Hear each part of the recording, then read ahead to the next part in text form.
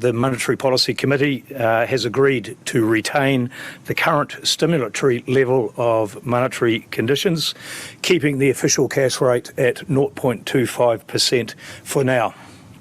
Today's decision was made in the context of the government's imposition of level 4 COVID restrictions on activity throughout New Zealand. Just to be clear, we operated with the same publicly available information and made our final decision this morning. The committee will assess the inflation and employment outlook on an ongoing basis with a view to continue to reduce the level of monetary stimulus over time so as to best meet our inflation and employment policy remit. This action follows the recent halting of additional government bond purchases under the large-scale asset purchase program earlier in July. Global monetary and fiscal settings do remain at accommodative levels, and that has been supporting international spending and investment. Rising vaccination rates across many countries have provided this economic impetus. The rise in activity has continued to support demand and prices for New Zealand's goods and services, in particular our export commodities. However, the need to reinstate COVID-19 containment measures in many regions highlights the serious ongoing health and economic risks posed by the COVID-19 virus. Persistent and elevated health risks are promoting an ongoing global supply chain disruptions and are acting to constrain productive capacity in many economies, and this promotes inflationary pressures. Today's reintroduction of level 4 restrictions to activity across New Zealand is another stark example of how unpredictable and how disruptive this virus can be to economic activity. The committee noted that the New Zealand economy had rebounded more strongly than most countries, with less disruption caused by the COVID-19 to date. So the New Zealand economy is in a very strong position.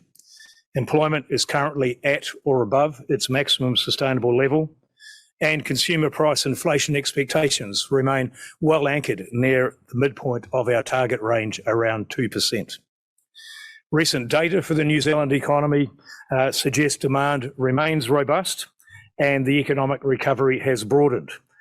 This is despite some weaknesses still persisting in sectors most exposed to international tourism. Household spending and construction activity are especially strong and continue to grow, and business investment is responding to this increased demand and supply pressures. Capacity pressures are evident in the economy, particularly in the labour market, where job vacancies remain high, despite unemployment remaining high, or unemployment remaining around 4%. So we're seeing a position where there are vacancies and ongoing unemployment. We have seen unemployment decline and we've seen underemployment decline. So these capacity constraints are there. Wages are rising, consistent with the tight labour market conditions.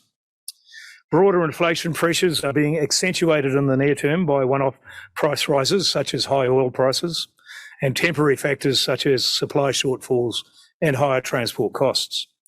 Near-term consumer price inflation is expected to rise above our target range before returning towards the midpoint by the middle of next year, around 2%. The committee agreed they are confident of meeting their inflation and employment remit with less need for the existing level of monetary stimulus. However, the committee remains alert to the supply disruptions that COVID-19 can create and the dampening effect this can have on business and consumer confidence. House prices are also above their sustainable level, heightening the risk of a price correction as house supply increases. The committee agreed that their least regrets policy stance is to further reduce the level of monetary stimulus so as to anchor inflation expectations and continue to contribute to maximum sustainable employment. They agreed, however, this morning to keep the OCR unchanged at this meeting, given the heightened uncertainty with the country in a lockdown.